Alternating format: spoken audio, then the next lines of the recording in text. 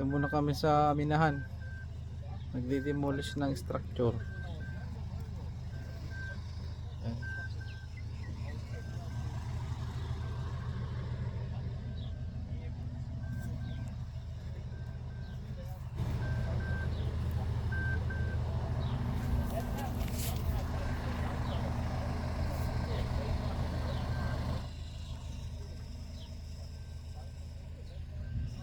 Pare na to, minahan ng ginto pare no.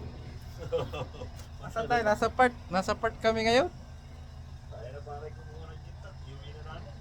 Ganap kami ng ginto, kaso ito ay nabuta namin. Didemolish. Kaso walang gas. Kaya tambay muna.